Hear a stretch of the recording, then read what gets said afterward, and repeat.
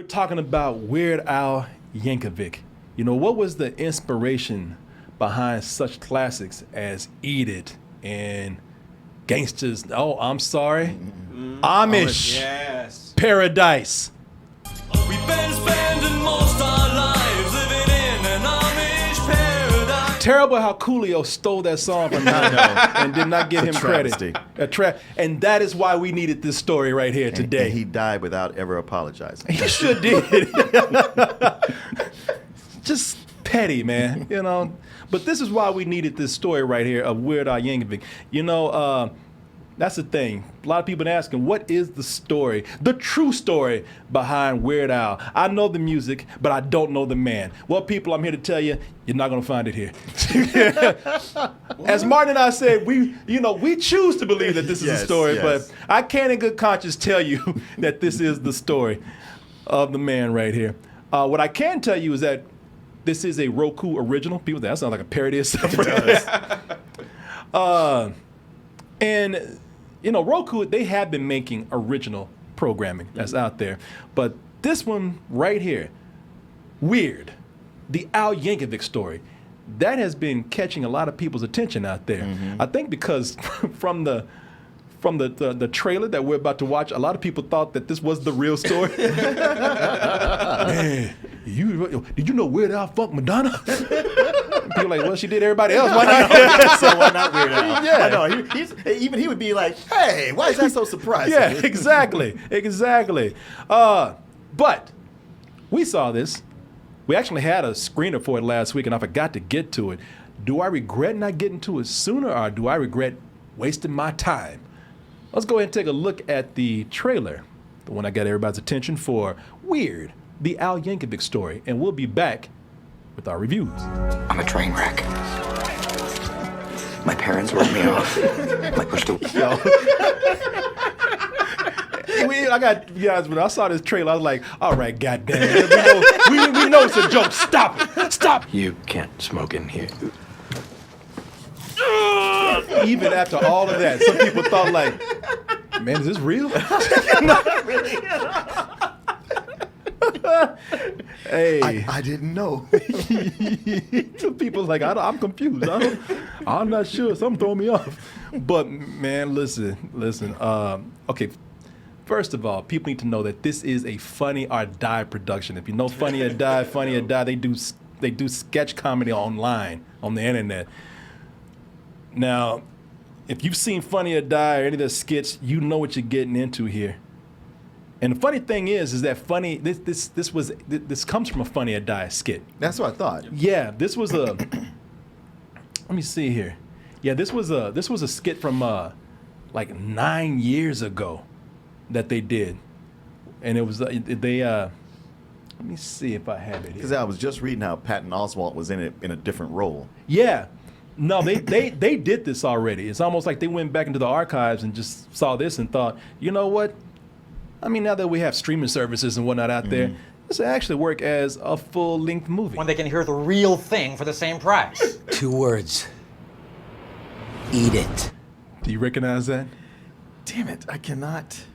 Aaron Paul. Okay, I was thinking, I was just about to say Aaron Paul, but I was like, I just need to at least see a little bit more. Yeah. Okay. Jesse Pinkman. Yeah. It took me like a few seconds too. I was like, who the fuck? I know that guy. Yeah. So they did this already, man. The only difference is that was a short. Now we have a full-length movie right here. And, you know, when things are taken from skits and made into full-length films, it doesn't always work. You know, and this is almost 2 hours long. What? Yeah. So, you know, you try to stretch something out to that long, doesn't always work. Except it does here. Well, they just kept doing stuff. And not only does it work, but it manages to be funny the whole time. Right? Because normally with something like that, it gets tedious after a while. You're like, all right, I got the joke, and y'all are recycling them. But this just kept being funny. It kept being funny the whole time. People, I don't say this about a lot of movies. This made my day. Right? Yeah. Wait, what the fuck? Man, I don't know shit about the movie, so I'm like, okay, what? No, I was jazzed up after watching it because like I said, I thought it might get tedious or at some point, you got the joke or you climb up your own ass. Yeah. or the parodies run thin. Man. But it just kept being funny. And yeah, it's almost 2 hours, and it's not exactly because you got a long credit sequence, but Yeah. it's a song playing through the credits that's hilarious too. So you can't Yeah. turn it off. Yeah, so this is gonna take up all your 2 hours right here. But man, this made my day. It just put, like you said, just put me in a good mood because I laughed the whole time. This is so stupid. It's so stupid, and it's proud to be stupid. Yeah. You know, this is just dumb, and I love it. I mean, thing is, now it helps. It does help if you know a little bit about Weird Al Yankovic going into it. You know, if you know his history, know his songs. If you're a fan, then that's probably gonna help you out more than the average viewer going in there who doesn't know about him. Also, if you are familiar with the icons of the 80s. Yes. But the thing with this is that it parodies the Hollywood biopics so well. Boy, so does it. So if you don't know Weird Al, then don't worry about it, because this thing like just makes fun of the biopic so well that you can laugh at the format that they're poking fun of. And believe me, we all have seen enough biopics to know that they all repeat the same shit. Yeah, that's what I kept. That was what kept impressing me over and over, because I was talking about Walk Hard, the Dewey Cox story. Yeah. And people liked that. It didn't blow up, but I was like, well, it was really parodying mostly Ray and the Walk Johnny the Cash Line. from Walk the Line. Yeah, and it's like, okay, that's cool. It's kind of niche, but this parodies all those musical biopics. All of them, like down to VH1. Normally, I praise absurdist comedy for how people play the whole thing straight, because that's how it works. The sillier or crazy or absurd something is, the straighter the people play it, the funnier it is. Ain't nobody trying to play it straight here. Ain't nobody playing straight here at all, man. The thing is, none of these people are over the top or annoyingly outrageous, but everyone is playing stereotypes. And if you go into this not understanding that, you're gonna think these people are terrible actors. Wow, these people are just corny.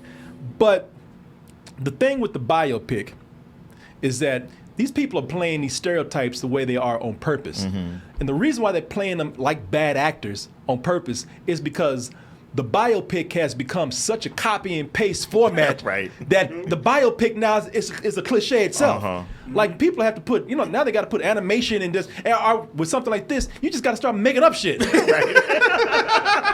Because it becomes, telling a true story it ain't doing it no Well, that more. was the whole thing with Bohemian Rhapsody, where it's like, you can't just tell a true story. You got to make up a whole bunch of shit in there. Yeah. So here they're like, yeah, we started from scratch. So it's honest. Making up shit. Yeah.